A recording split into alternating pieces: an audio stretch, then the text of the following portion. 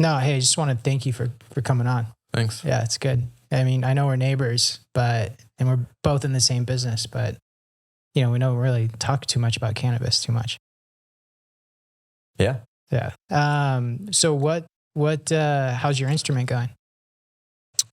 Are you gonna do it? I'm slacking, but I'm gonna do it. Yeah.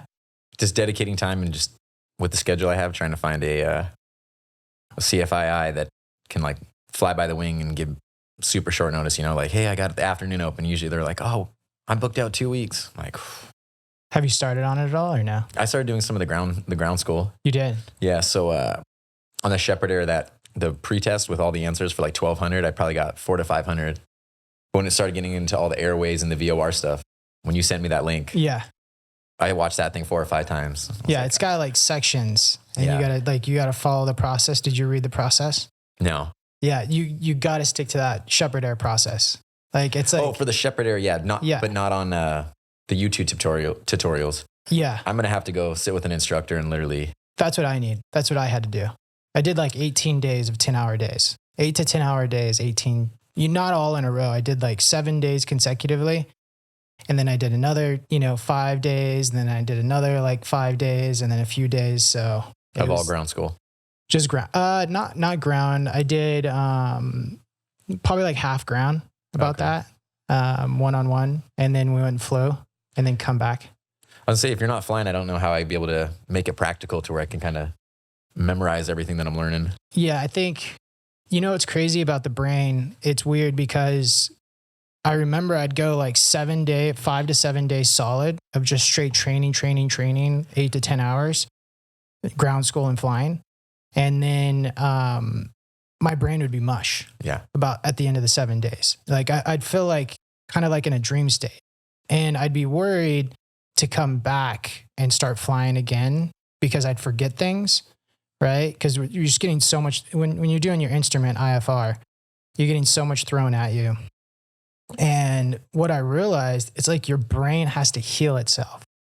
Yeah. It's a trip because I think it just like a muscle, right? If you're, working out your biceps and you're working out every day, and you don't let your biceps heal, you're not going to get any gains. Yeah. Good analogy. What I realized getting my IFR, was your brain's the same exact way. You got to give it like that a week or 2 off and then come back and it like sets in like all the, approaches, whatever you're working on, it sets in. Okay. So just hit it. Yeah. Even after a 2-hour session of the ground school online, I'm smoked mentally. 2 hours. That's about what that's about 2 to 3 hours of just straight ground school. Yeah. And it's cool that we're neighbors. We're both in cannabis. We're both pilots, right? We both have kids same age. Yep. It's pretty rad. Yeah. Well, I think you got half the neighborhood on to wanting to fly. Is that what happened? Oh yeah. And then I was getting shit from all the boys in the neighborhood. Like, what do you mean you're into bikes and dirt bikes and all this shit and you're not flying? I'm like, should I be? Is that how it went down? Yeah. And then one of my buddies took me out and just instantly we got on the runway and we started throttling up. It's like, put your hands on the yoke and follow me through. And then the second the wheels came off the ground, yeah, I was hooked. Yeah. Getting the IFR is probably the hardest thing I've ever done. Like the most challenging thing I've ever done in life. Yeah. But I'm sure it was rewarding. And like when you're done with that, just the private pilots, when he finally said like, well done, you completed it. Yeah. In my mind, I'm just like, where's my Super Bowl ring? Yeah. I did it. Yeah. How long did it take you? Just over a year. Yeah, that's what it took me, about a year. How many hours did you? I think I took the test in like 75 hours. 75? That's 75 to 79 hours. That's exactly what I did, 75 hours. You could do it with 40, but obviously you know that. Yeah. But it took me 75 for my private. Yeah. And it took me a year. I think someone should have be telling people that if you're going to do it, you really need to fly twice a week and get it done in 6 months. Because if I went a little bit over a week flying, just the motor skills. Yeah, you're not fully there, and then you start getting frustrated, one bad landing. And then the second one, you're trying to overcorrect everything. 2 bad landings, 3 bad landings, then just the whole day's, No, I think being a pilot, like it's so challenging and it's not always like riding a bike, right? Like you get right back on the bike, you're good to go. With being a pilot, you don't fly for 2 months. and Oh. you got to warm up. You got to like, get warm up on your calls, warm up on your landings, Yep. warm up on your checklist, like just get out in the grind. And it's extremely challenging. That's why I like it. It's just really hard. So, You still get the sweaty hands right before you're about to take off? not right now, just because I've been flying so much with my IFR training. Yeah. But before that, yeah, absolutely. If I don't fly for 2 months, for sure, dude, I get, sweaty hands. I get a little nervous, like shit. Like, do I remember everything? Yeah. But as soon as you take off and you make that left downwind or wherever you're going, you're like, oh, I got this. Yeah. Like, I know exactly what I'm doing. Yeah. It just takes that getting up in the air. And as soon as you're there, you're like, oh, no problem. Yeah. It's just, but before that, it's rough. I heard you had you got into IMC on the way back from Havasu? You had to land in like Palm Springs or something? Oh yeah. Aaron told me about that. Our buddy that got me into flying. Yep. It started getting pretty shitty conditions. So we landed in Palm Springs and he told me, he's like, climb up, circle around the airport. There's a big opening. Get to 12,000 feet, go over the mountains of the Anza Pass, and then you'll see a break in the clouds right above the airport. Okay. So I did it. But did you get into IMC? I started to, but then I like descended through the clouds pretty heavy. Okay. Right around the Palm Springs area, there was an opening. But when I was coming through Yucca Valley, 29 Palms, I could see maybe 5-10 miles in front of me, and then that depleted pretty quickly. So when I'm breaking through the clouds, I had terrain awareness on. I was like, let's hope we see land sooner than later instead of the side of a mountain. Yeah. Is the wife cool now that you got a Cirrus? She don't really like the flying thing too much. No. I mean, the plane's got a parachute. Yeah, I mean, I tried to sell her on that point too, but a little bit of turbulence. She's in the back with a blanket over her head, and she won't even sit in the front seat. Oh, it's like that. Yeah. Yeah. But my boy that's 10, he's like super into it. Yeah. So it's all right that I have him in the front because he wants to learn. His goal is he wants to get the private pilot's license at 16. Yeah, that's dope. We have the exact same plane, both G2.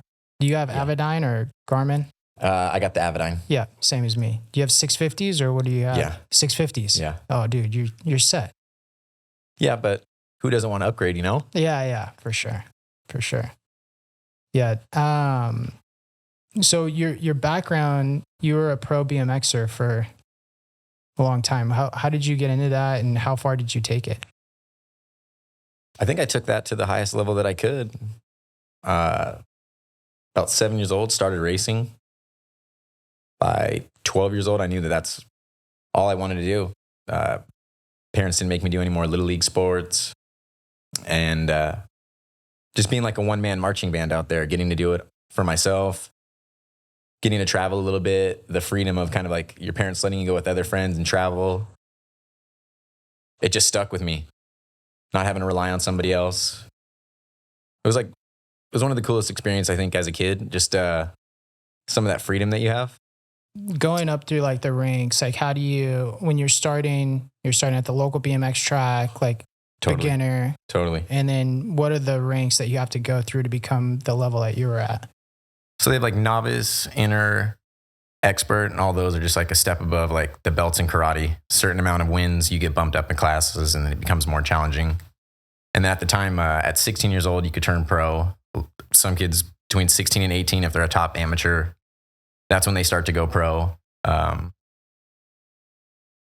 then from there, they start having like World Cups. I think 2008 was when they had the first Olympics for BMX. And that's when everybody in kind of my age bracket, 16 through 20, started trying to leave the amateur classes and go towards racing pro so that everybody could follow the Olympic dream.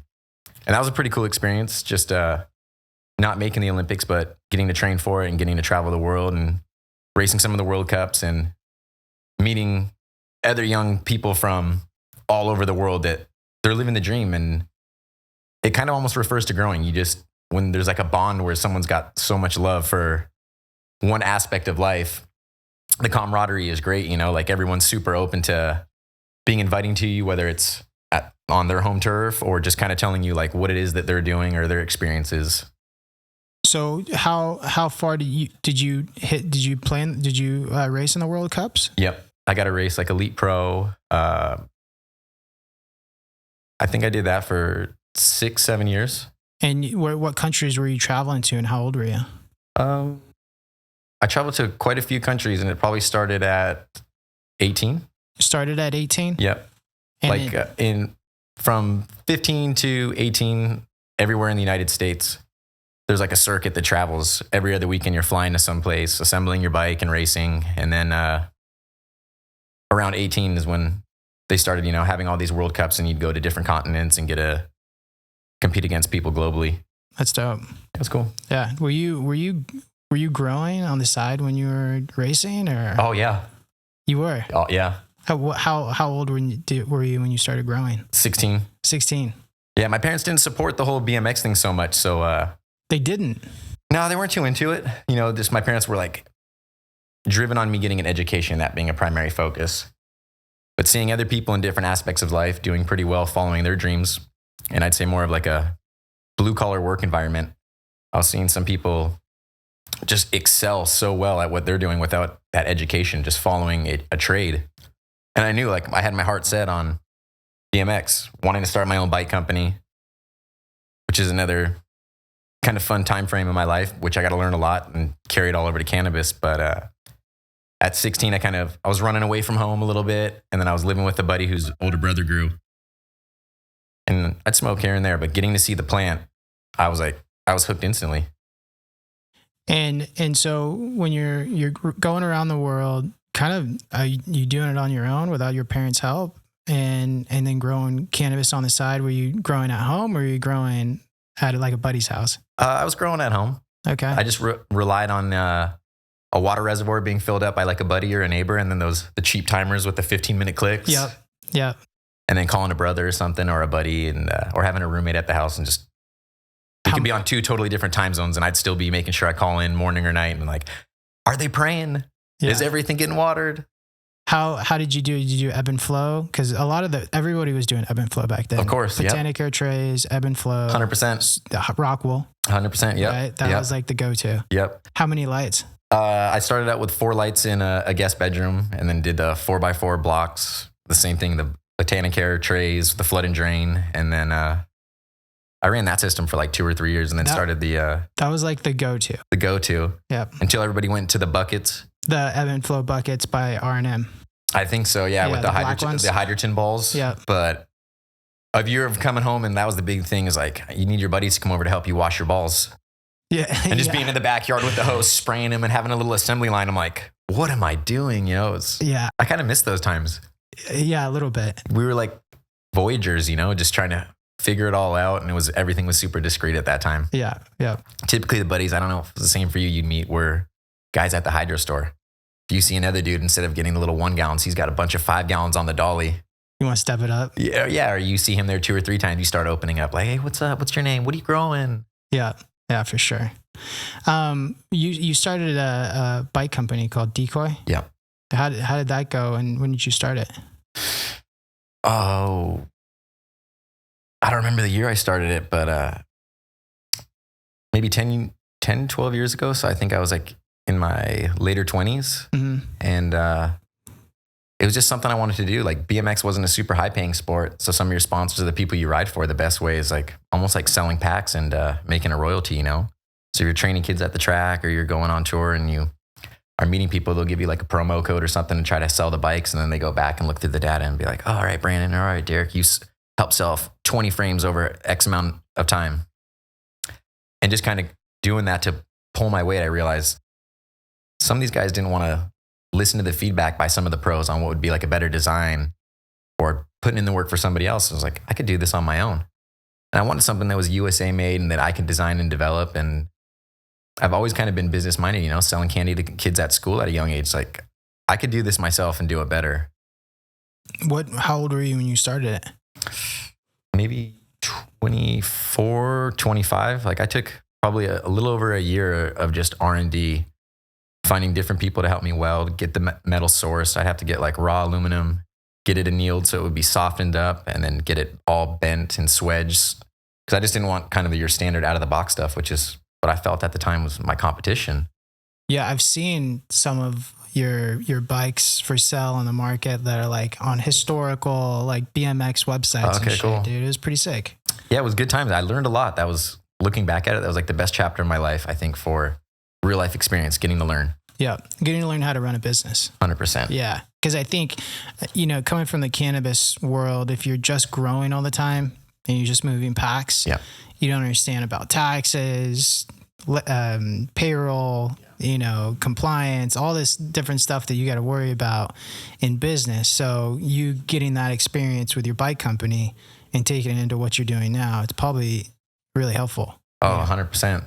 Even employees and quality control, and just kind of even learning how to deal with, somebody told me eating as much shit as you can, still being able to maintain your composure. There's always going to be somebody that's not happy, and it could be your fault, or it could be something that just doesn't suit their liking, and being able to kind of digest that and walk them through into a happier scenario that you can still gain the sale, earn their trust, and leave with them, having a positive experience. Yeah. And in cannabis, I mean, it's totally the same way. Yeah. Maybe you started at 24, and then how'd that bike company go? Do you still have it? What did you? I sold off the tooling for the frames, which is like the main component of a BMX bike. And then I kept the name. And then the parts line, I sold off the name and all the property that went along with it. I think that was like coming into 2018 when I knew cannabis was going to be full recreational sales and legalized. That's where my heart was at. Cultivating. Yeah. So you went in, you go from being a pro BMXer, making your own bikes, and then go into cannabis. What happened after you sold Decoy? You blew out the warehouse that you were? Yeah, the shop that I had. You feel comfortable talking about that? I mean, yeah, it's all right. I won't really go into like depth with numbers and stuff, but all of it was like Proposition 2, 15 days. There were some hiccups with it as far as like legalities, and I ended up having to deal with all that as I rolled with the punches. And the city that I was in was actually like pretty forgiving. They wanted to see people go about things properly and actually apply for a license. They weren't considering Proposition 215 anymore to be okay for their city and all of their zoning and stuff. So I just took kind of everything that I gained from all my years of experience, and I worked hand in hand with the city, and I just went forth on going at it legally. Back in Prop 215, they were kind of trying to license that. I mean, they knew. The city knew already, probably like in 2017, they had some of the zonings, what they would consider like an M1, which is mostly like in the industrial areas. But they had like a plan mapped out, and they wanted to gain revenue from tax.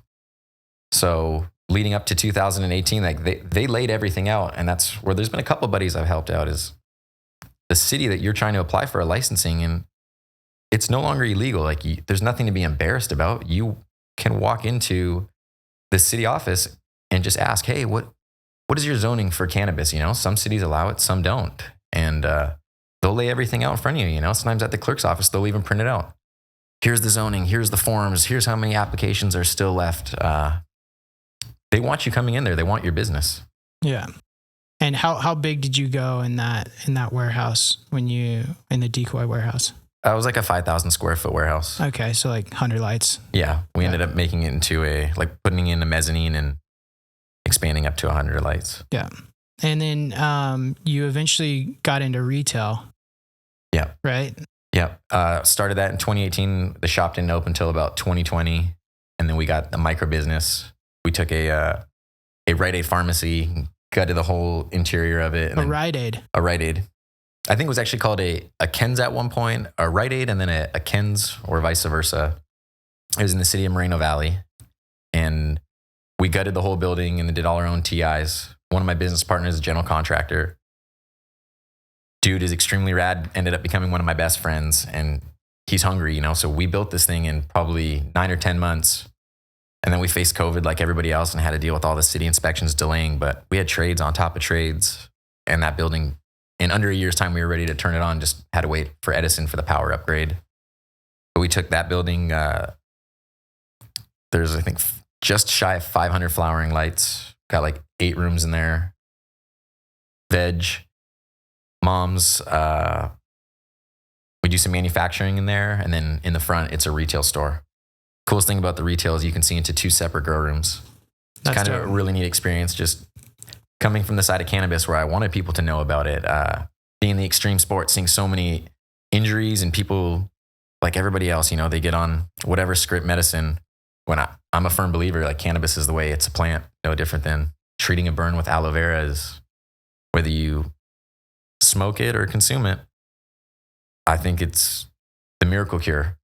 So that's something that I like. We pride ourselves on is people can actually come into the store, and there's some people that are skeptic about it at first. You know, maybe a friend or a family told them about like edibles or something being the entryway into their medicinal need side of it. But actually being able to see the plant, a lot of people are like, so that's it? Those flowers are it? Oh yeah, well we dry them, we trim them. What's trimmed is, you know, is taken, typically made into something and you get a lot refined. of new consumers. Totally. And it changes their kind of their whole perception or their stigma of cannabis. You know, I'm like, we're not trapping it and gassing it like a potato for a fast food joint or anything. Like we dry it in a room with an air conditioner and a dehumidifier, and then it's trimmed and packaged. Like it's very simple. It's very standard, and there shouldn't be a stigma about it being anything more than that, you know? Yeah, 100%. And I've been to one of your grows a while ago, and oh yeah, you're very organized. Like you have a set process and you stick to it, right? Trust the process, bro. I mean, yeah. So it's this like you're very meticulous, clean, and just set. How did you set this new grow room up? You have 8 rooms. Obviously, you have 8 rooms for a reason. What was the reason around picking the number 8? That's just kind of how we could fit and utilize the square footprint that we had with some of the like supporting poles that were inside of the building. But I just try to maximize everything as far as our workload. We consistently cut down a room every 10 days. And with 2 drying rooms, that's kind of just a very simple formula that I can continuously replicate. Our nursery's split into, it's all one, but we have usually 2 stages of plants in there.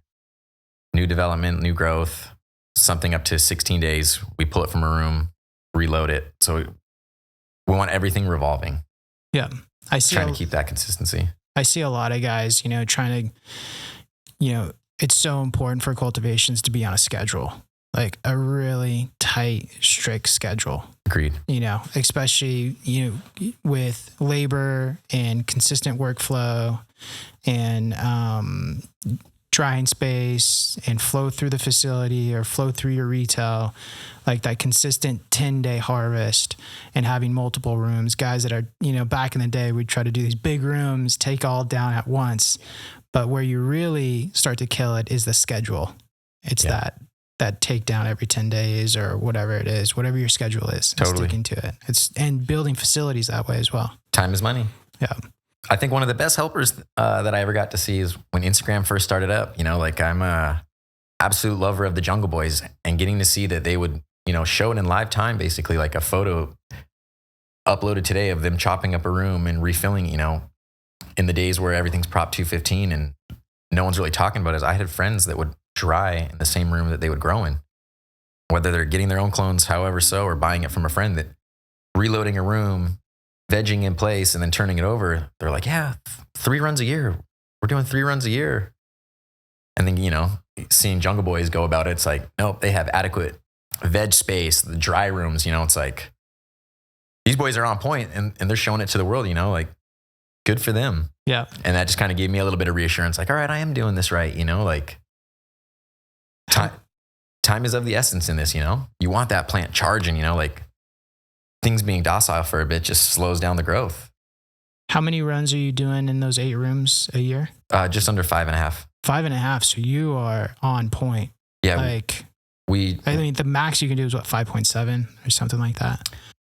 Typically, almost every strain we do nowadays takes us like 60, 65 days. Yeah. So you have your own veg room. Yeah. And then you're moving them into the flower room and you're flipping them right away, or you letting them veg for a little while? Right away. Day one, we'll chop the entire room, bleach, scrub, get it all sand out, and then put in new slabs, irrigate them, and then second shift starts. So we'll split up the shift for that day. Usually 2 or 3 guys will start a later shift, and then they'll just bring in the plants. 500 lights. How many employees do you have? We've got a team of 14 people that trim When they get done trimming, they de-leaf, they do the tear downs and the setup of the room. And then we have 5 guys in cultivation, whether it's mixing salts, canopy managing, nets, just checking on the plants. The 5 guys that we have, basically, it's not so much labor that I'm looking from out of them. It's just more like the focus of having an eye on the plant. That's a big one that I see a lot of facilities that are struggling, or buddies that come in and want some help, or is like, hey, I think you're doing great. What's some of the things you have? Eyes on the prize at all time is like the easiest way for us to kind of stay on track. I've heard a bunch of other dudes talk about it, but these rooms have so many components that are just running at 100% full charge all day long. Dehumidifiers, air conditionings, foggers, your drip system. If one of those things goes down, it throws everything off. And if our big focus point is light, temp, humidity, those 3 things go hand in hand with our irrigation. So if dehumidifier is not working, the AC is down, we just see, looking at our data, whether it's a spike or a decrease in something, it's like, I think I can catch it a little bit faster having guys kind of working through the rooms and just monitoring things more efficient than just sticking straight to my data. We can catch it, I think, a little bit quicker. That helps us with keeping down the labor quite a bit. Is that kind of your rule of thumb? One grower per 100 lights? Or that's just what it ended up to be? I think that's just what it ended up to be, but it's about seeing what it is. Yeah, pretty much. Yeah, one guy for 100 lights. I mean, if you were back in the day, you say, oh, one guy will run 100 lights, you'd be like, you're tripping. Totally. But these days, I mean, you don't have a choice. Yeah, and I think if you're really delegating that work properly and you have your scheduling on point, you can bring down that workforce tremendously. I watch guys putting on nets as plants are already getting so big they're flopping over, and their game plan for the day is, we're going to get 2 sets of nets up. And in my mind, I'm watching this and I'm thinking, why did you not have, you really need for these size of plants 3 nets. Why were 2 of them not up already? Let the plant grow through it, and then just go, well, the plant's still soft and growing, like start separating them and opening them up at a young stage. And we can take, what should have been an 8-hour day at this stage and turn it down to 2 or 3 hours of labor with 1 or 2 guys at a younger stage. It's just, timing is everything. How long is your veg time? It's about 16 days. 16 days. And are you in Rockwool or Cocoa? Rockwool. We do like a 4x4 by 2.5. Okay. And you go onto a slab? We go onto a slab after that. Yeah, it's exactly what Jungle Boys are doing right now. Okay. Yeah, 4x4 by 2.5 onto a slab. Are you going on the slab in the veg room, or you? No, when we chop, we'll set out slabs. Kind of everybody goes on lunch when we put in the drippers. And then I think it takes about an hour and a half, and we come back and the slabs are already kind of all bleeding out, completely overfilled and saturated. And then at that point, we put on the block, let them sit for a bit, and then slice them and let them bleed out.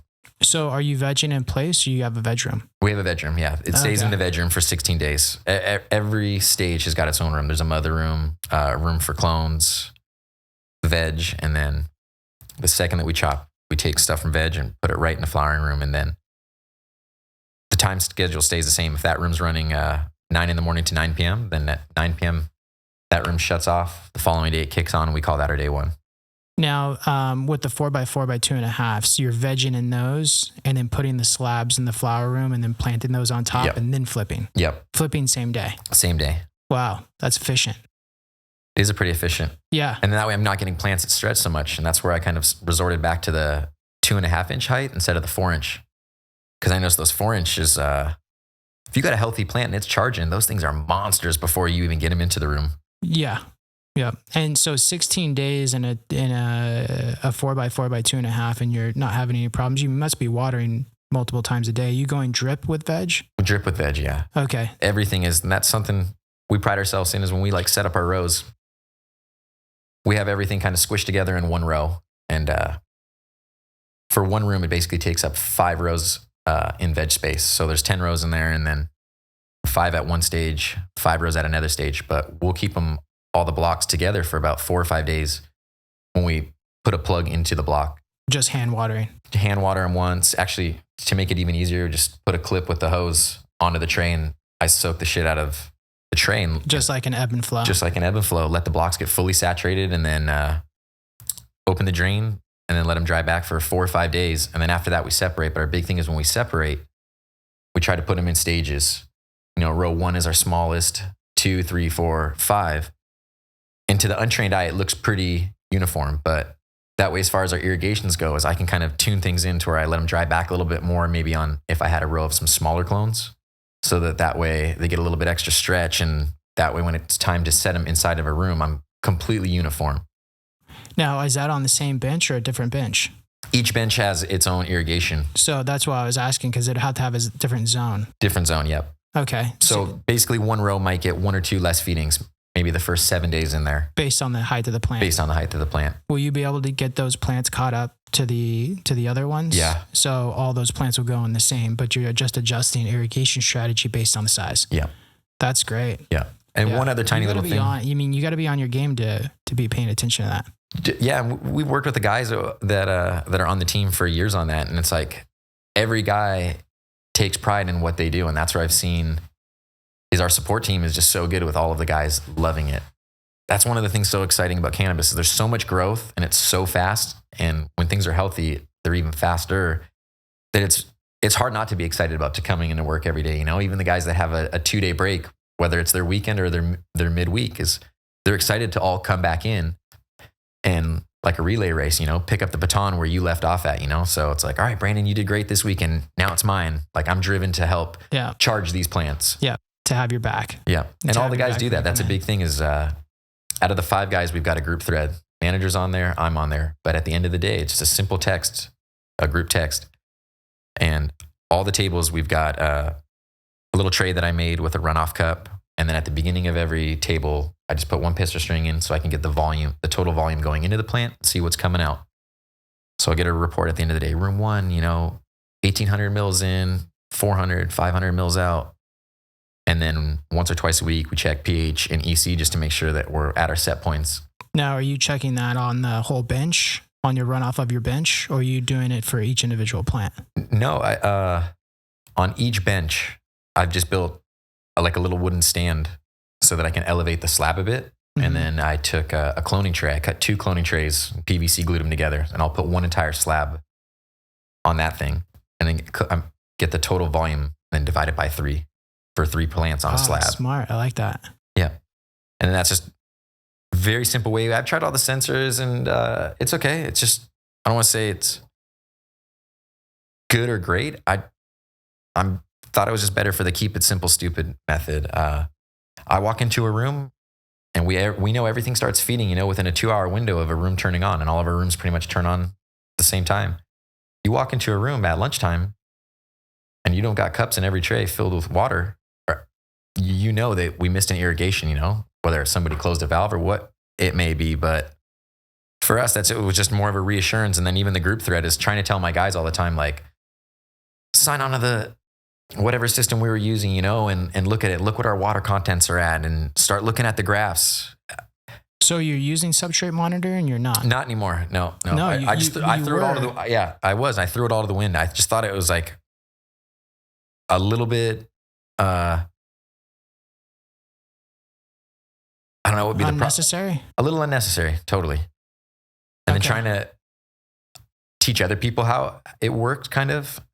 They'd understand it, but then maybe they're focusing a little bit more on that than the overall health of the plant. Yeah, no, I could see that.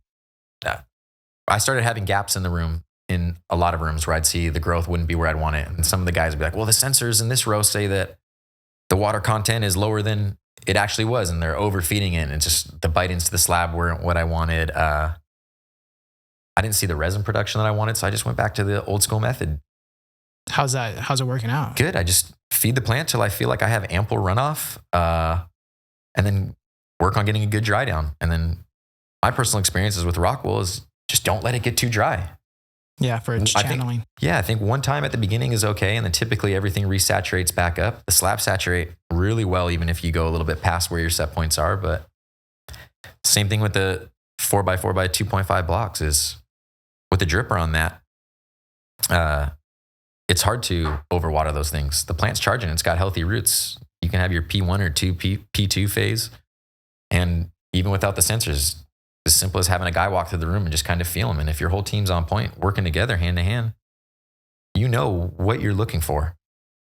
How often are you feeding those 4x4 by 2.5s when they're in veg? Say, you went through your 5 days, kind of established them, Yeah. spread them out, Yeah. organize the smaller plants with the bigger plants, put them on a different cycle. Yeah. On the larger plants, what's the frequency of the watering, and when do you start? Those basically are like a P1, 6, maybe 8 shots a day for the first 3, 4, 5 days. I think they're a little oversaturated at that point, but I'm just looking at, making sure I got good root development. And about by day 8, after the plant's been vegging for a full week, it's pretty mature. It got a lot of big fan leaves on it. At that point, almost every row is at about 8 feeds. And then we might have to do 2 or 3 P2 feeds so that when we come back the next morning, nothing's overly dry. And it's important to let everybody know the only reason why you're able to do that is because you're using such a small media for veg. Totally. I mean, if you were using a 4x4, you would completely change that irrigation strategy. Totally. Even the 2.5 or 2 inches or 1.5 inches, whatever you're adding on, completely would change that irrigation strategy completely. I mean, you'd go from 6 to 2 or 3. Yeah. Right. Yeah. So that's really important. And so obviously you're cutting down the irrigation strategy on the smaller plants, letting them catch back up. Yeah. With your runoff, and so you said you're cutting a clone tray in half, or cutting the end off a clone tray and putting it together. Yeah. Kind of gluing it together and then putting the slab in there. Yeah. What are you looking for on the runoff markers? Like on runoff, you said 400 mLs on runoff, or what do you? So in veg, with it only being like one individual block on that, we typically go for like around 25% runoff, maybe 30% runoff Off of your input. Off of the input. Yeah. Right. So if it's getting 300, 350 mLs a day for that size block, I'm hoping to see like a max maybe 50, 60 mLs. Mm-hmm. And then what pH are you monitoring when you're checking your pH and your EC on your weeklies? What are you looking for? Typically, like we feed pretty much everything at like a 2A to 3.0. Veg is at 2A. It goes into rooms at 3.0. It's getting blasted with a little bit more light. I just feel like it needs a little bit more food. When it's in veg, because of it being a little excessive in runoff, not too crazy, but my pHs always stay.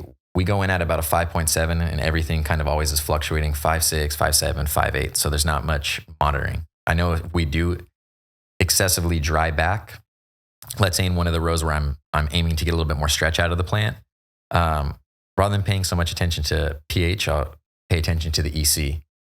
Because if you start having 2, 3, 4 days of more aggressive drybacks, I'll see the EC start climbing. And in veg, I don't want a 2.8 plant to start climbing into 5, 6, 7 EC runoffs because it's only in that room for such a short period of time. In veg. In veg, yeah. So you're looking for around. For runoff on that, I want in between 5.6, 5.8. If we're feeding at a 5.7, okay. So minus 0.1 plus a 0.1 is okay. And then for my EC runoff, I'm hoping not to climb more than like 3 EC in it. So if we're feeding for veg, yeah, I don't want anything really over a 6. Okay. And if it is, we just add an extra P2, maybe 2 or 3 shots one day. And then we'll retest that one specific row the next day and be like, okay, the runoff's now coming out at a 4.5 or a 5. Now, when you're going in and you're doing that initial drench on veg, are you hitting them at a straight 3 EC or on Proline? 2.8, yep. 2.8 EC. 2.8 all the way through veg. Proline, cleanse, balance? Yeah, balance, not really. I'd use... Tap water? No, we use RO, but I use the general hydroponics, the pH... Up? Yeah, the pH Pro Plus up. Okay. And so hitting them at a 2.8 EC right when you drench, then you're monitoring your runoff, making sure it's about a 3 EC on runoff in the clone trays you go together. Once you transition after 16 days of full veg into flower, are you taking that clone tray that you built and put it in the flower room as well? Yeah, I have the same thing already built for the flower room. Okay. And then what's your irrigation strategy looking like day 1 to flower to, week 1 to week 3? Week 1 to week 3, when we put them on top, when we put a 4x4 on top of a slab, I'll irrigate them for 48 hours with lights on. So we use that open sprinkler Yep. Which is that's what we're using right now until we get our grow link hooked up. But open sprinkler is amazing. It's amazing, no problems. And again, it goes back to the keep it simple, stupid. Everybody can kind of walk through it without a whole lot of instruction, being able to actually click on things and label them however so and build your irrigation strategies. It works out pretty darn well. Yeah, really simple. So we'll go into 48 hours of feeding, every hour. So you get 12 shots. We do like a 2-minute shot with a 0.5 gallon per hour dripper. You use 0.5s, not 0.3s. Yeah, I use the 0.5s. Have you tried the 0.3s or? I did. I just don't. I get I get bothered by things pretty easy if the workflow isn't there, and then an open sprinkler setting up the timings to be, 2-3 minutes apart. I don't want to go into it and have a feeding on at 9 a.m., 9:23, 9:46. Mm-hmm. This way I can just shorten your feedings. Shorten my feedings, and then if everything's feeding for 2 or 3 minutes, and then instead of them being separated 20 minutes apart, really they're separated 18 minutes apart. Mm-hmm. And as long as you don't dry them back too hard, you don't have to worry about channeling. Totally. So you got to be on it. Yep. And there's been times, that's why I'm like a big believer in the slabs is there's been times where it's borderline, and maybe I wasn't there that day and someone's like, hey, this room can hold off one more day. And we all come in the next day. Nothing's wilting or anything, but you could just tell they're praying and you feel the slabs and you're blown away. You're like, whoa, there's no weight to them. And even with one dripper on them, those things will allow you to resaturate them once or twice in a critical condition. I kind of going back to when I started and going from a 4x4 and then doing the ebb and flow buckets and then trying longer trays, running like a Hugo, the 6x6. That seemed like it was the industry standard for a long time. Well, 6x6 was it. 6x6 was it, but there would be critical times where you're not there for a day and they dry down. There's no resaturating. Even if you go super slow with the wand and you soak it, 2 or 3 days later, it just goes back. It's a channeled out block. And then I like less is more. So adding one dripper, it's just a lot more simple than 2 drippers on a Hugo, making sure that way I get even saturation.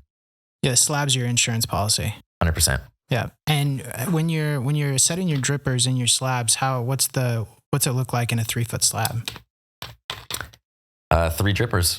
3 drippers. And now are you going into the 4-foot, into the 4x4? Into the 4x4. Okay. Pretty close up against super simple. Yeah, 25% away from the edge of the block, close to the root system. And then we have everything on the back side of the block. So if my tray is the drain on the tray is facing towards you, dripper on the back of the block. Okay. Centered. Yep. Super simple. Super simple. And then. Yep. So 3.5s for a 3-foot slab. Yep. On the 4x4. On a 4x4. Yeah. Yeah. And then, so going back to the runoffs, when you're collecting your runoffs in your trays, what are you looking for on EC? Because it seems like your pH is really stable. The pH is always pretty darn stable, and that's another thing is why I became in love with your product is I'm so into the keep it simple, stupid. So adding shit all the time, like that was it. Is you used to go to the hydro store and it's like, even the names on some of these things, bigger buds, sticky buds, it took super grease. Dude, it took me, we've known each other for a long time and you weren't always using Athena. It took me a while to get you on the team.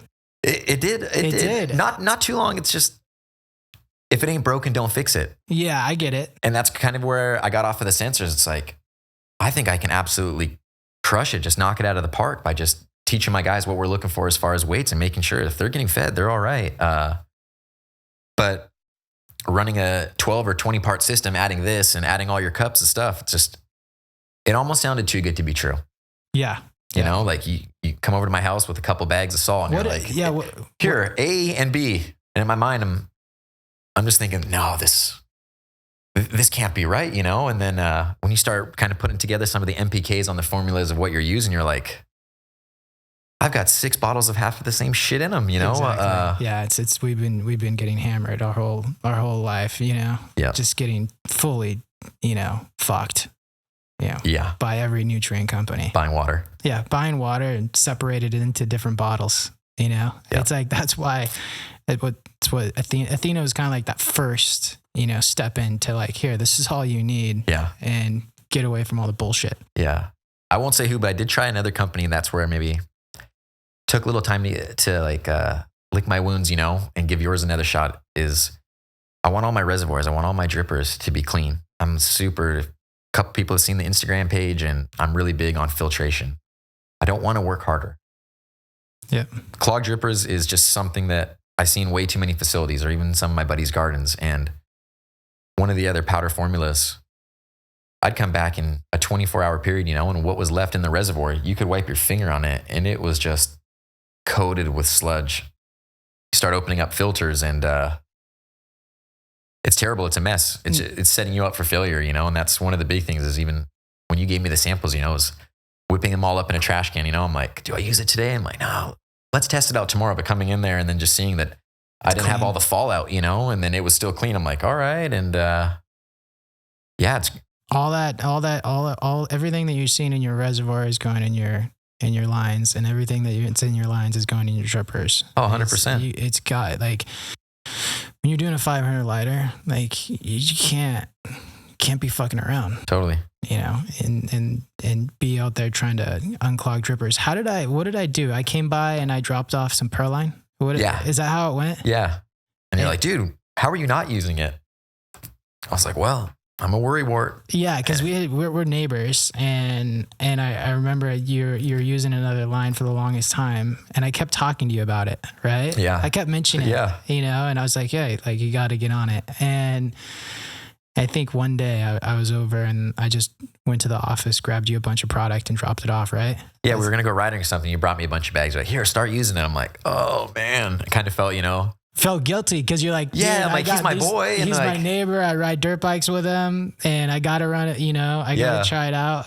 Yeah. But it was instant success. And since then, I've, you know, got a bunch of dudes on it, and it's pretty cool when people come into our facility and they're like, well, you've got all these tanks. How come it's just filled with water? Like, I thought you're supposed to use a bunch of chemicals for growing pot.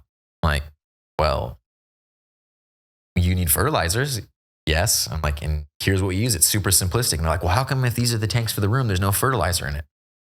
I'm like, it is. Here's our RO holding tanks, you know, and they're extremely light blue. I'm like, and here's my feed tanks. I'm like, they've got like the tiniest little shade to it, you know, because I know you don't use dyes, but it looks super clean to the untrained eye. It just looks like a normal storage tank of water.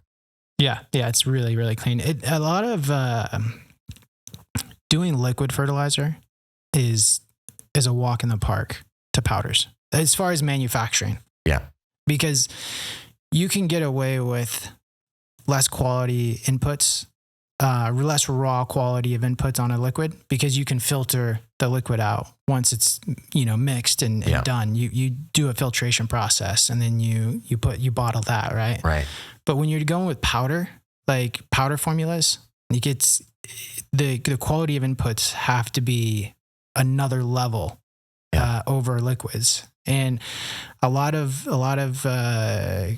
companies don't understand that. A lot of, you know, nutrient companies, they don't understand, like, you cannot change an input. Like, if you change where you're sourcing your raw material from, if you get in a crunch or you're done. I mean, you're going to have not always, right? But a lot of the times, if you're going to change your raw input or change where you're sourcing products from, you're going to end up with sediment. You're going to end up with all these problems, and then you're going to get something like you were saying earlier. It's got to be consistent, always the same raw inputs, and that's what we're really focused on. Yeah. So going back to the runoffs, what do you like to see in that transition week of the first few weeks of flower? Are you still seeing a 3EC, or are you climbing up a bit? No, I start climbing up a bit. Kind of about 2 weeks in is when I start seeing them climb. I don't really check that first week, because after we go 48 hours of being on the slabs, I'll take 3 to 4 days of letting them dry back. Wanting the roots to really chase into that slab. Drying them harder. Yep, drying them pretty darn hard. So it's been a while since I did check an initial runoff after an immediate dry down.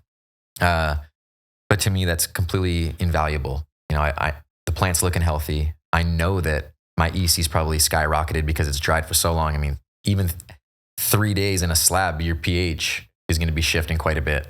So as long as my plants are really looking healthy, I'm not really checking my pH or my EC runoff until about 2 weeks into flower. That's when I kind of start again. Okay. So if I see it really simple. Yeah, keep it simple. Like, again, we just look for plant health, if everything's super green and vibrant and praying and the plant's thriving, it's charging, I'm getting a nice tight stacking on it, a lot of branching. It's super vigorous, like, not saying look the other way, but I don't need to break into things pretty good. What we will do is we'll just grab an X-Acto blade on a couple slabs. I'll bring tape into the room and we'll cut the side of a slab open and just making sure that the rooting process is really well and the roots are kind of like scaling and trying to develop as much as they can throughout the block. And I'm running the one dripper. I've had actually a little bit more success with that. I've seen other dudes on Instagram that have, 2 drippers in it and maybe they get an even watering, but for us on that smaller block, it looks like it's getting saturated pretty darn well to where it's got even distribution. Just with one dripper. With one dripper. The whole entire slab is very well saturated. The stalks of the plant are charging to where 14 days in, they're on a full irrigation where every day they're getting, for our facility, 1,500 to 2,000 mLs per plant. The stock on the initial plug is now starting to break through the 4x4, and the 4x4 is starting to split a little bit. They're biting in so well to the slab.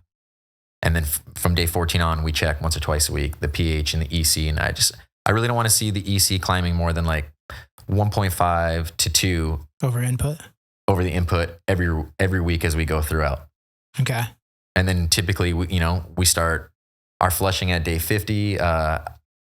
I tailor back on the nutrients kind of like at day 45, we start dropping the temps and the humidity a bit. So then it's like the plant's, its responses, it's not wanting to eat as much. I can't put the same volume in or my runoff will just be like extremely dramatic. I'd be overflowing these cups. So we drop the EC back. I typically will fill up a tank to 400 gallons instead of the 500 gallons and then just top it off with 100 of RO water to dilute it. Okay. And then my pH doesn't change. My EC would then go from a 3.0 to a 2.0, 2.1, 2.2. And then we feed the rooms with a little bit less irrigations. So then maybe I'm chasing for 12 to 1,500 mLs per plant versus our 15, 18, 2,000 mLs if the plant's really charging. What are your frequencies that you're running on irrigations when you transition to flower? Are you still going to 6 to 8? Are you going up? We're probably at like 10 to 12 shots. 10 to 12 shots for how long? For 4 minutes. 4 minutes. Okay. 4 minutes, the half gallon. Okay. Half gallon per hour dripper. And do you adjust that based on cultivar or? Totally. Yep. Just kind of see how where much it's at. Drinking. Yeah, and then someone will set like an alarm in the phone, if we're aiming to get 8, 10, 12 irrigations, by the time we're supposed to get maybe irrigation 8, if we start at 8 a.m. and we are feeding every 20 minutes, by like 11:30 maybe we'd set alarms. So 2.5 hours into the irrigations, we'll go into the room and just see, like, if we're starting to the slabs are bleeding, we already know, like, hey, we can cut back. And then just a light hand feel, sporadic here and there throughout the room and just kind of see like, hey, all these plants are saturated. Big thing with the trays is you've got all the crevices through the trays that you can look down. If I'm already seeing all of the slabs are bleeding and I've got ample runoff, I know like, hey, I don't need 10, 12 irrigations today. I can cut it back. Open sprinkler, baby. Just -1. That's awesome. And then monitor it. And you're never changing your irrigation times. You're just changing your frequencies. Correct. Yeah. Yeah. And then if a plant's really charging, then without a sensor, we kind of go into that P2 strategy. So we've got one room. I have no idea why, but it just charges harder than the others. It's like our big banger. So when there's a strain that's a big yielder, we always wait for that one specific room. I bet you has to do something with climate. Even with all the sensors that we're using and trying to go back through the data, no one can put their finger on it. And the definition of insanity. Yeah. There's mornings that I go in there, I'm like, all right, I'm going to get there before anybody. So I'm undisrupted, and half hour before the lights kick on, I'm sneaking into the room, feeling stuff. Got my hands up, feeling temps. And I just can't put my hand on it. It's the miracle room, That's the one where we've got like our highest yield. And if we've got a new cultivar that we're going to put in there or whatever strain it is that we're going after that's a big yielder, we wait for that room because it's like, if we're trying to beat our objective, it's like that's the room that's the banger. What are you averaging a light on yield? Just shy of like 3 pounds of light. Okay, that's great. Yeah, that's awesome. And you're using HPS, right? Everything's mixed. How does that look? Great. No, I mean, how does it look? Checkerboard or you? one line of HPS, one line of LED, HPS, LED, HPS, LED, so that everything's getting a throw and kind of mixed spectrum. So you're going one full line on LED and then one full line on HPS. Do you see a difference in growth of the plant on height of the canopy, or? Not really on height of the canopy, but loving my own personal batch. I'll see under the HPS, the plants that are stretching, the tops might have a little bit more of their definitive characteristics, you know. They might calyx a little bit harder, have a little bit more spike. The frost, I'm thinking, is a little bit greater, you know, the trike production. The HPS. On the LED, actually, a little bit more color. But the HPS is something where the plant, I just feel like if you're going for look, if you're going for look only, like that's the photo opportunity one, that the HPS just gives a little bit something special, you know? Yeah.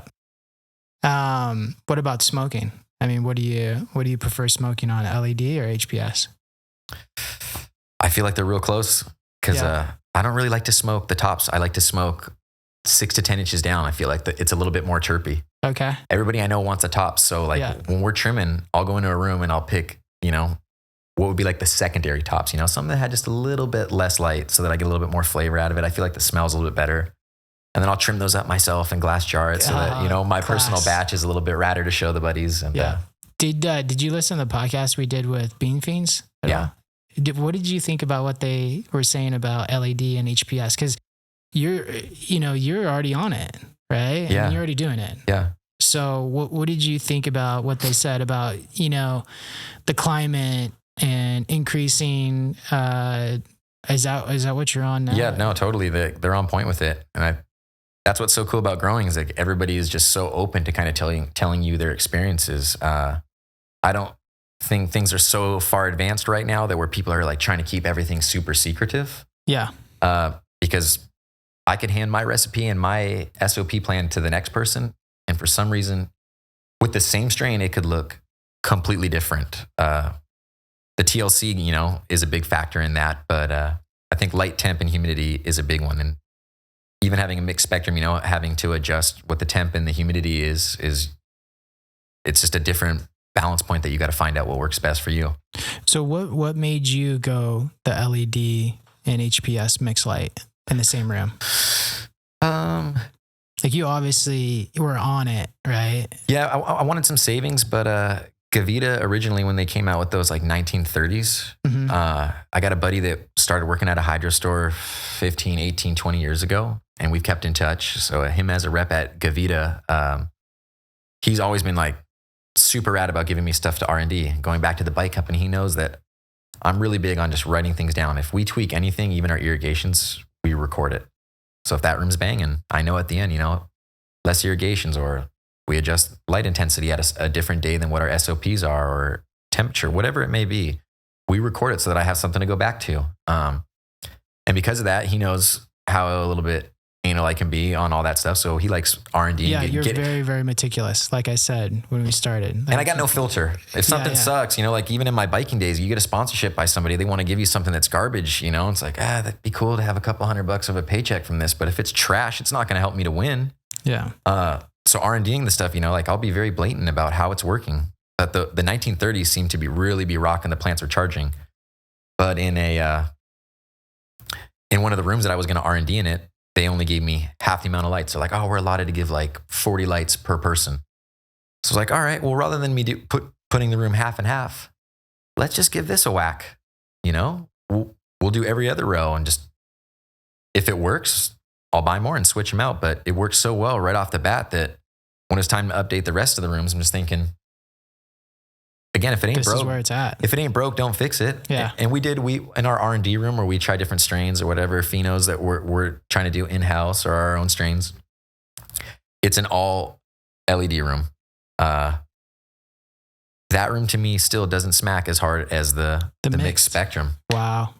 And I think part of it too is those HPSs, the heat load that it has, it's drying out the media so quickly. And then the airflow throughout the room is just changing over so fast that. Because the heat load, you know, you don't have to do all like when I first started, I never knew about people adding humidification to a room. the HPS rooms, typically, in the black market days, people struggled for a home grow to put more than a mini split, It was really hard to sneak an extra 5-ton on the side of your house and have a handler in a 6 or 8 light bedroom.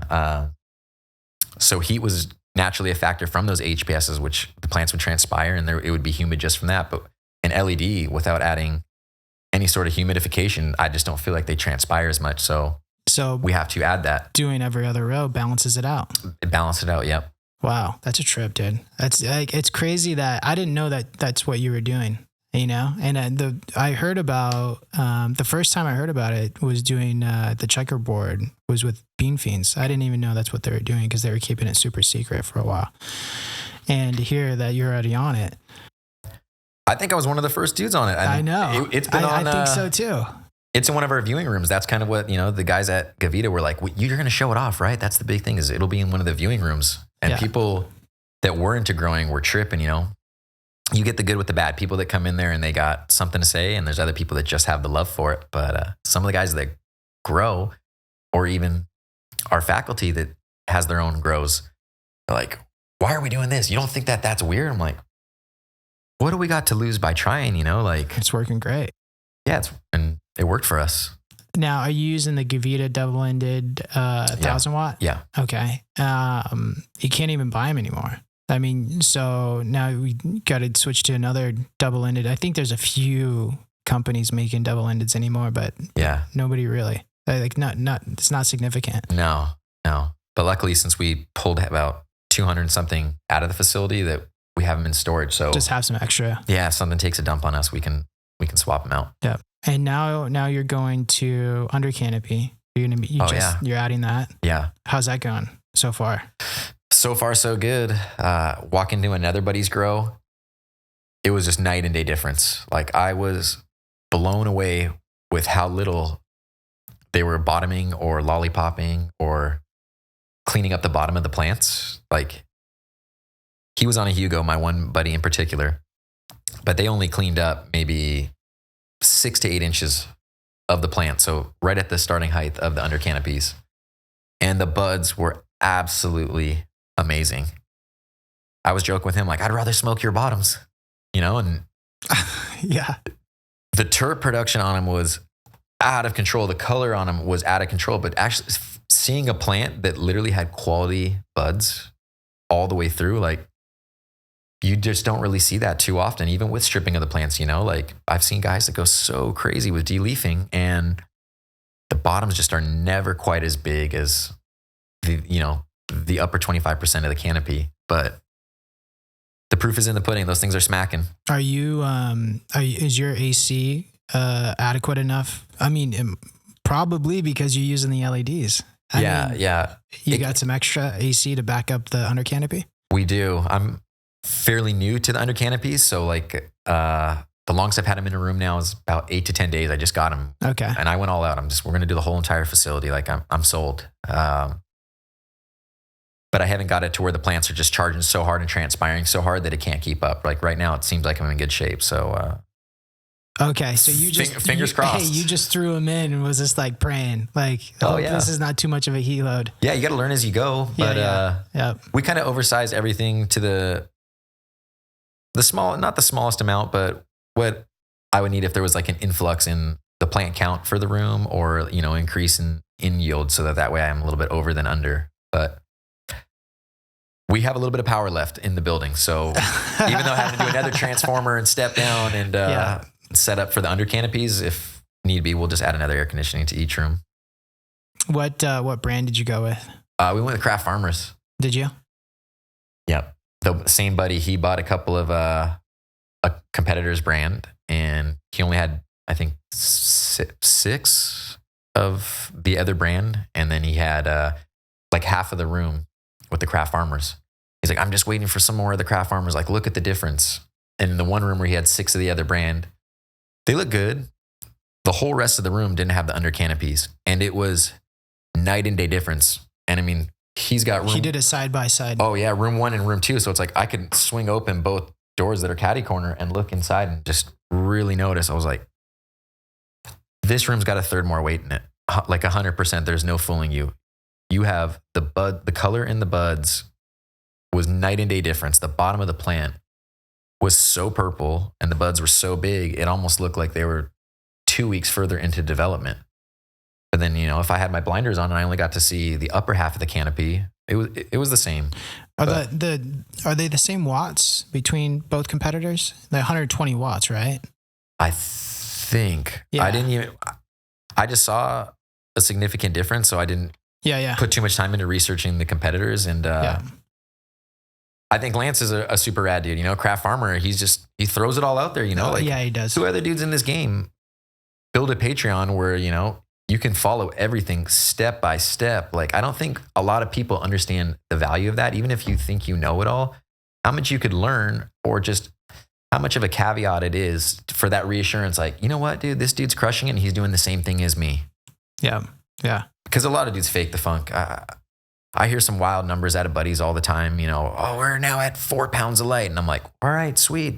So you're getting 400 pounds out of your 100 lighter. They're like, oh yeah. 2 days later, I get a message. Does your shop need, we've got 195 pounds of this and 25 smalls. I'm doing my numbers. I'm like, that's not 4 pounds light. But yeah. If you want to fake the funk, that's all right. And Lance doesn't. He throws it out there like it's all real time. You get to see it, writing a question and getting support back. Like, not a lot of dudes do that. And I heard a quote a long time ago, like, greatness doesn't fear greatness. And some of the people that I've looked up to in this industry, dude, they put it all on the table. Like, here's what I'm doing, like, I want to see success in the next guy. Yeah. Yeah.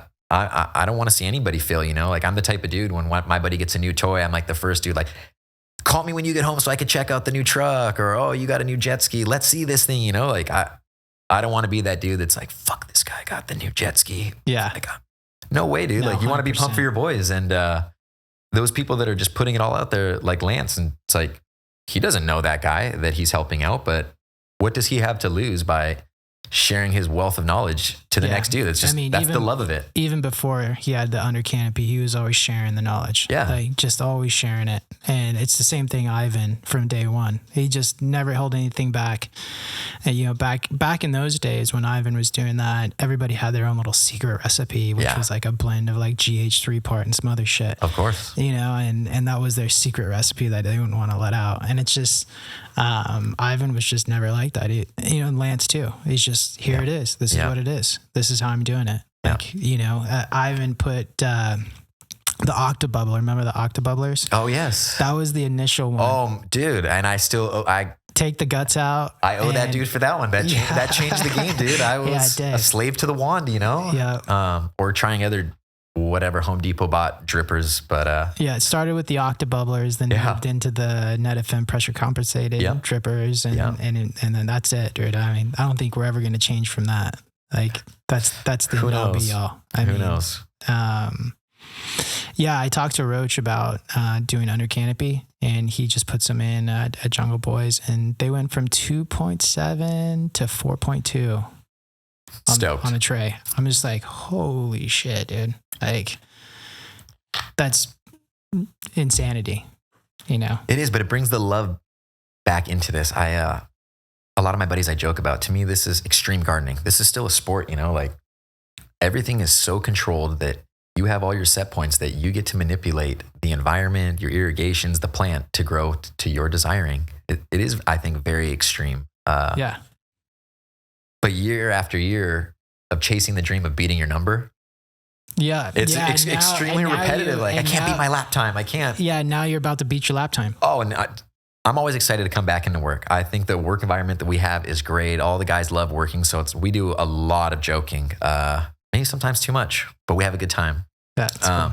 But now being able to strive for a bigger number, it's like, I'm jonesed to get up and get going and just think like, I'm going to beat that number. Yeah. Well, now you're definitely going to beat it. Yeah. Because there hasn't been any big, changes as far as technology or increasing yield in a long time. And I think Undercanopy is one that's going to be a big change. Yeah. It's going to change the game for a lot of guys. Oh, yeah. Yeah. And maximizing the square footprint right now is key. Because for everybody that's not in California, I know some other states are taxing pretty hard, but wow, California is squeezing us we're seeing, some brands that aren't thriving as hard as they should be, starting to throw in the towel. So now being able to maximize that footprint, squeeze a little bit more juice out of it it's great, and it's very minimal on cost. People see these lights, it's $200, but simple math, even if I took it at with a grain of salt, and people online are saying 30, 40, 50% increase. Okay, I'm going to get a 20% increase. Well, what's that mean? Yeah, dude, a 20% increase on what you're getting. If you've got a room that's got 10 packs out of it, now you're going to get 12 packs out of it. Yep. Those lights are going to pay themselves back pretty darn quick. Yeah, in the first run. Yeah, in the first run, it'll pay itself back. Yeah. So. And you can just chase the dream of boosting up those numbers. Yep. So you have one location in Moreno Valley. Yeah. Called Sipkoi. Correct. And are you guys doing another location? Yeah, we have in San Jacinto, which is pretty close to a neighboring town, our second facility going. It'll have like 225 lights. It's another micro business. We'll have retail there also. It's been fully built and ready for well over a year. What's been the whole licensing? We've got the state licensing, but the city, the conditional use permit, fire and CO2 is a holdback. And in that city, they sub everything out to a third party. Oh, so you're just... I'm at their mercy. Constantly a new fire captain or new fire chief comes in. Somebody new from the third party that's working with the city for all of our corrections looks over it. And everybody knows it's not a quick feat. We'll get a correction back and I'll look through the email and be like, dude, it says right here, resort back to page 10. Like, we made that correction. They didn't open up all the pages and go through it. But by the time I get that back, I could be waiting 30, 60, 90 days. Weeks. Yeah. And this is just a vicious cycle that's been going on, The building's beautiful. It's just sitting. How close are you guys? I was told January 1st of 24 by the city that 100% we'd be on. Oh my gosh. Yeah. So who knows now? Oh yeah. Because on December 14th, I was already taking thousands of cuts. Yeah. I was like, January 1st, we're on. Flipping breakers, stuffing it with plants. And that wasn't the case.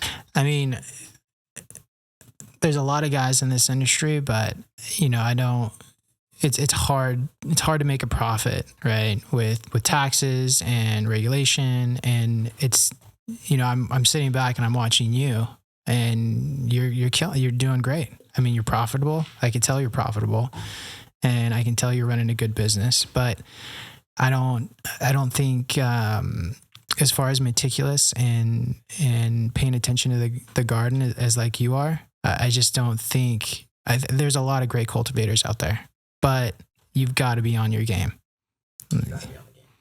Like you can't, there's no, back in the day you had rooms for mistakes, but those days are over. Completely. Like you're on it. I could tell. Thanks.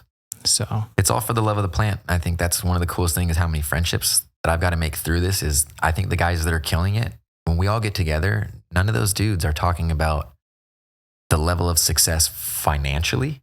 Like, oh, my new boat, my new this. Everyone is more into, I've noticed quality go up. I've watched yields go up.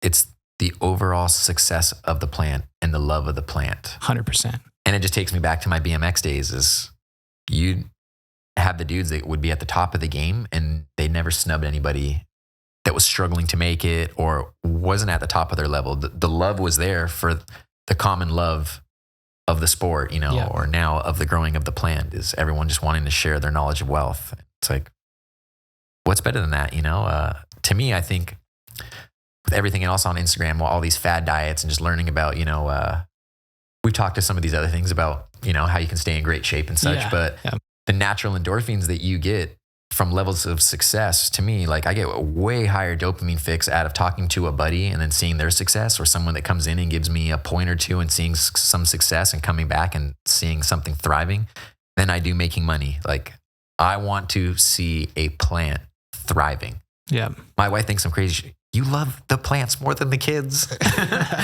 You'll have the AC running for your plants more than at the house. No, I think I truly believe if you want something in life, if you give first, you'll receive. I mean, whether it's you want financial wealth, give somebody financial wealth. Give something away and the success will come. I've always believed that. Totally. It's a biggie. What's this? This is, you made this. Yep. What is it called? Clone Dunker? Clone Dunker, yeah. It was pretty sick though. Thanks. I mean, this thing's pretty sick. So how did you start this? When did you start it? Simple, but you could see it. Yeah. It's great. I'm just like a weirdo in my free time. I like designing things and trying to develop things. So there's like bikes. Yeah. Totally like bikes. And now the same thing. My kid's into baseball, so I got a few things and patents I'm working on for that. Okay. It's just, I just enjoy it to stay busy. And I've seen a lot of facilities, even our facilities, part of the SOPs was like Dunkin' clones. It took forever. It was a waste of time. A lot of the times I thought our clones were healthy enough that it wasn't needed, but it was just also a reassurance of going through the clones and separating them. Again, just a redundant waste of time. Oh, okay, great roots, not so great roots. Maybe let these things be in the dome for another couple days. But hand dunking an individual clone couldn't be a greater waste of time. So I just thought, how do I get these things? Because I tried, where I would tilt the tray and try to dunk them and then half of them fall out. Just a bunch of like little ghetto maneuvering. So a buddy of mine that helped me out with some like CAD and SolidWorks stuff from my bicycle days, I got in contact with him again. I was like, hey, do you have time? Can you help me put something together and develop this? And he was all game for it. And we bought a 3D printer and just started making prototypes. Prototype after prototype, just making sure that it clipped onto the tray real snug. And actually what it is, it's a tool that it'll slide through all your clones. So for a 50 count clone tray, it slides through really well. It snaps onto the tray and locks all of the 1x1s or like AOKs into all the plug trays. And then you can completely flip the tray upside down and submerge the entire clone. And takes a couple of seconds. And what do you submit? You doing IPM? Yeah, we do the Athena IPM. I'm just a big believer, that kind of bugs got their own natural defense. So it's like. So it's just part of your regular SOP. SOPs, yeah. We'll do it twice. I typically will start doing it like day 6 to 8. And that's where I got into the next step of developing this is there's kind of like a lip or an edging around the whole entire clone dunker tool to where the dome will sit on it, but it allows like you can see into it. It allows some sort of venting. So now I get a little bit of airflow into the tray because, you got the two little flaps on top, or I've seen people recess and offset the plastic dome so that you get some more airflow, trying to harden them off a little bit quicker. But this allows it to now get air. It's super simple. Simple. How much is it? I think I'm going to be retailing them for about $20. $20? $20, yeah. Yeah, dude, totally worth it. And using this and dunking your clones, it sounds like you're doing it twice. We do it twice, yep. Do it twice and then you transplant into veg? Transplant into veg, yeah. So do you do it right before you transplant into veg? I'll do it the day before, and then typically, so the clones will be 12, 13, sometimes 14 days. Yeah. So it's preventative. So you're always doing it. Completely preventative. Yeah. Completely preventative. And the clones absolutely thrive. Now, what's your bug pressure and PM pressure that you're seeing? I mean, when you're doing this process, yeah. Knock on wood. Yeah, things are pretty good. I don't have any issues as far as our moms. So for this to be the end all tool for somebody that has an absolute infestation, no, they may struggle a bit. Yeah. Or they might have some success dipping the block. I typically don't want to dip the block. I'll just go completely into the stem, reaches the block as far as the dunk. But yeah, the pressure there, we typically will not even spray in veg, or if we do spray in veg now, it might be once every other week. Okay, that's because you're starting off so well. I mean, that's the big thing about IPM. IPM works great as a infestation, but it works even better as a preventative. 100%. So if you're just make this part of your regular SOP where you're following this dunking before veg, then we spray twice a week in veg. IPM, and then we spray up to week 2 or 3 in flower, just twice a week. Yeah. And then the rest of the flower cycle, nothing. Yeah. You got nothing because you did all the work on the front end completely before you had a problem. Completely. And that's exactly what this is. It also works really good for shipping or transporting clones. Yeah, you're right. It locks them in. So this actually locks down a regular Mondi tray. Yeah. So this will lock them down. So Completely. you can ship a whole 50 cell tray. Yeah, you could look like Jim Carrey and Ace Ventura with the package. I don't know if you remember that movie where he's throwing it around. Yeah. And it just, no problem. No problem. That's where I was like spent so much time is making sure, because the Mondi tray is a little bit flimsy, but kind of the prongs on that are great enough to where it'll really hold on nice and snug to the tray. Yeah, right here. It just goes right under. Yep. And then you flip it down and lock it in. Flip it down, lock it in. So just you see that. Slide it through, grab it on the open-ended side, and then press down on it. It'll clip in the other side. Who's gonna distribute it? What are you thinking? Maybe direct to consumer. Maybe my buddy at Athena. I don't know. I think maybe. Is that why you brought it? Maybe. I just kind of wanted to show it off. Like, is this something that's kind of exciting? I think it's sick. I think it's sick. It's simple. It's affordable, and it works.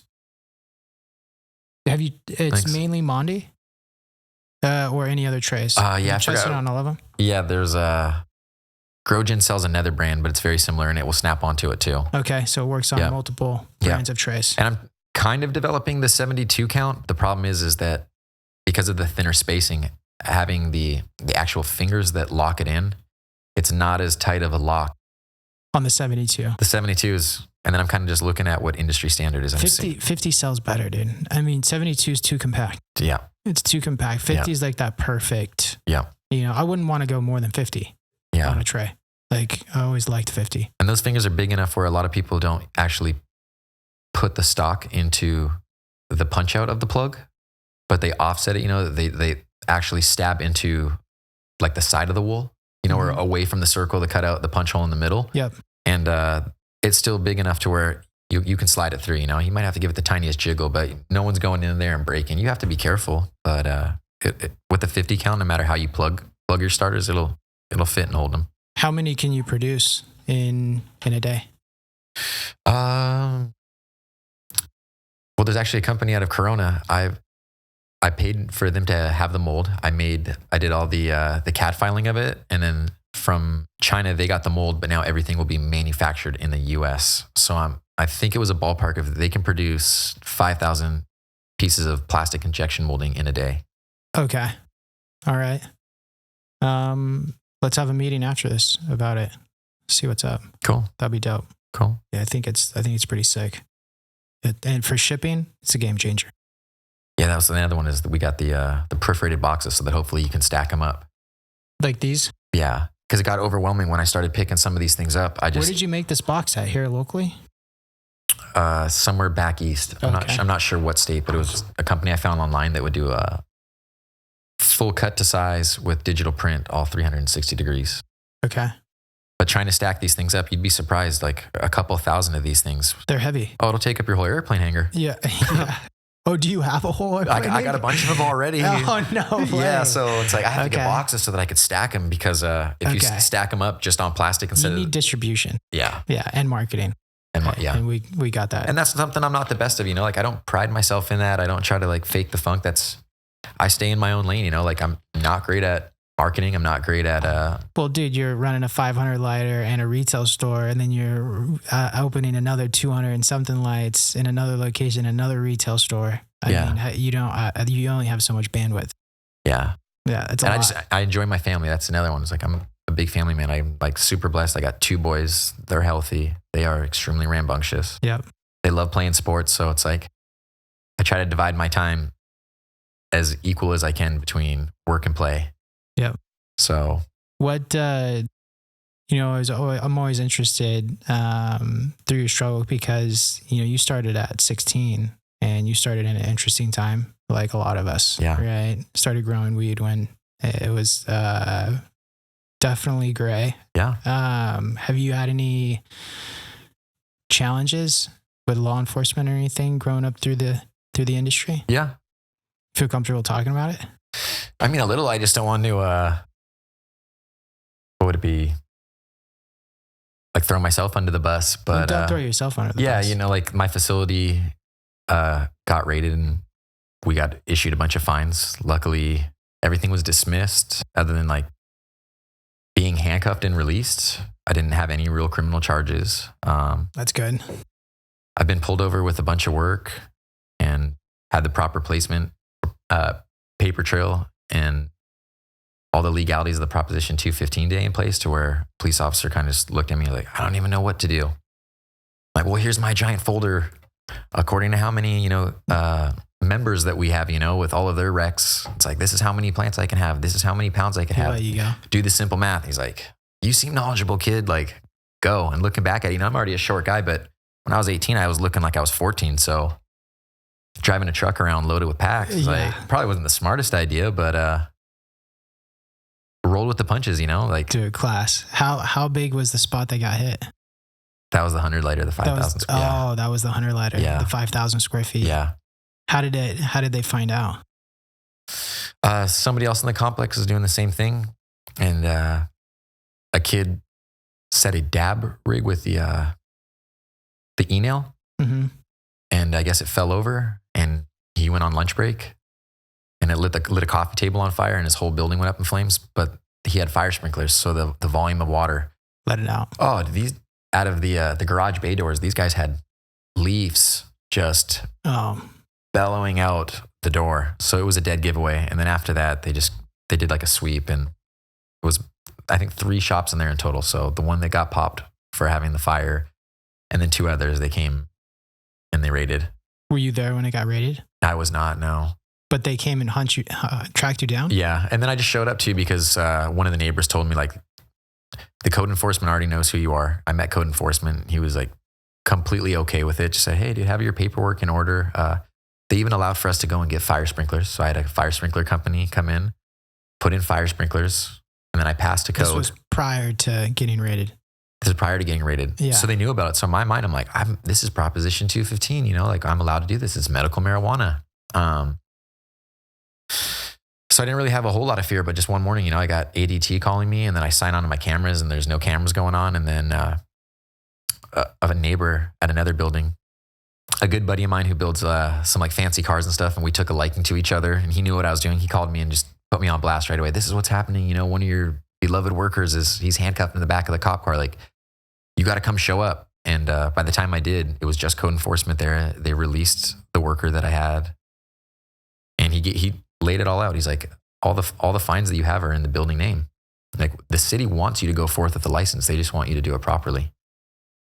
And it was kind of a relief. I'm like, maybe I'm doing things in a gray area. I didn't know. But now knowing that the city is like wishful of this and is willing to help me, it was a relief, like, rather than always like kind of like looking over your shoulder. Am I doing right? Is this the wrong thing? Because part of this is I got started, my younger brother got paralyzed from motocross. And rather than doing the opiates, it's like, we got him on pot, and we got to meet so many other people who were like, like our kid can never smoke weed. And, we grew up in like a religious household. My mom's like, that's the devil's lettuce. No one's smoking pot.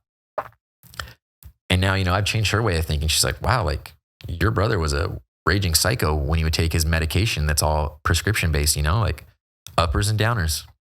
And then now it's like, he rations his weed. Like, he smokes a couple times a day, maybe not even a gram of weed a day, but it's like he's on pretty much no prescription medication at all. And when there were so many other families, we had families of like young kids, 12, 13, 14 years old. They're like, we heard from somebody in room 102 down the way that they smoke pot now a couple times and they're getting better. And this is in the rehab facility. And I'm like, well, I can't give it to you. I'm not giving it to a minor, but but totally. Like, I'm seeing the healing benefits of it. So I wanted to be like an advocate for marijuana, and when it became legal, like, I was super excited, and I was already kind of telling people because of what happened to my brother, and, trying to work on funding and needing help from a proper architect and engineer and people to help me establish this. Like, I couldn't do it all myself. I needed somebody in my corner. I needed multiple people in my corner, but having to kind of relay my story to them, and they're like, oh, okay, I've heard about weed and the medical aspects of it and it helping people. And like, really, really, like, you could just see the motor turning on a lot of people. Like, they're like, this is legal now. This is real. Like, this is the wave of the future. It was cool. Like, it was just an awesome time period. And not having to worry about it anymore, and now being able to like track all my sales and properly pay all the taxes, and being able to actually like work on upping my revenue and making work it on profitable. your business Yeah. without it. It felt great. Yeah. 100%. So you're doing a great job, man. Oh, thanks. Congratulations. Yeah, dude. Thanks a lot. Yeah, good job. And looking forward to seeing that second store open. Oh, thanks. Yeah. Very exciting. I hope so soon. Big win. Appreciate you making it out. Thank you for having me, dude. And Great. Congrats to you on all your success too. You know, like, thanks, bro. We're just a couple of young dudes with the dream. Yeah. And how old are you? 37. You're 37? Okay, I'm 39. Yeah. And that's one of the rad things. Like, I think we're some of the younger players in this game, but when I get to talk to people, just letting them know, like, living the dream is, you can't have any entitlement. If you want it, it's so possible to get it.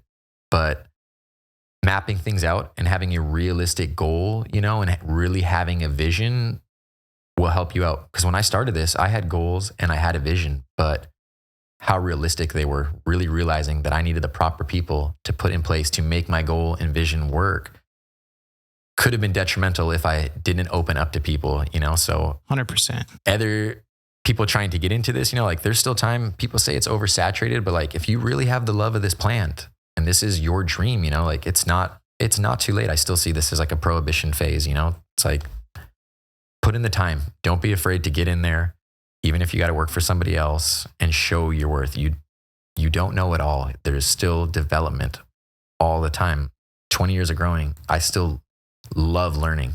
Yeah. Somebody that's doing it a different way and I see successful, I'm an open book all day long. I want to take in their plethora of knowledge and learn from them. And I just still think that there is a hefty time period of people that are younger, that see this coming up, if they're afraid to get into it or think, I will never get that chance. I thought I would never get that chance. It's going to take zillions of dollars, you know, but the proper game plan and being open to people and asking for help is, you'll get people in your corner that are going to want to help you succeed. Also, you got to put in the work. You got to put in the work, you know, like, got to put in the work. You got to be organized. Yeah. Even for you to get here, you know, I've gone over your story with you too, you know, like, you don't go from nothing to something overnight. It's the putting in the work. And sometimes it's a stepping stone. You know, you got company number one or job number one leads into job number 2 and 3, but that love and that passion, it'll get you there. Yeah. I think something that I've really learned the past few years is just be patient. You know, things take time. You know, obviously you got to put in the work, but also things aren't going to happen overnight. You just got to take your time with it, be patient, and not rush to make decisions. That's a big one, dude. I mean, think about, you know, you have a great partner, Chris. Yeah. You know, you guys are best friends right now. Yeah. But I mean, that's a key pivotal moment, is picking your partner. Totally. It's the person you're going to be married to for the next however many years or longer, right? Yeah. So it's when you're making big decisions like that, you just got to slow down and take your time with those decisions. Yeah. You know, not rush it. I agree. I really appreciate you coming on, and I really enjoyed the conversation. It was good. Yeah, thanks, Brandon. I appreciate you having me here. Thanks, bro. Appreciate it. See ya.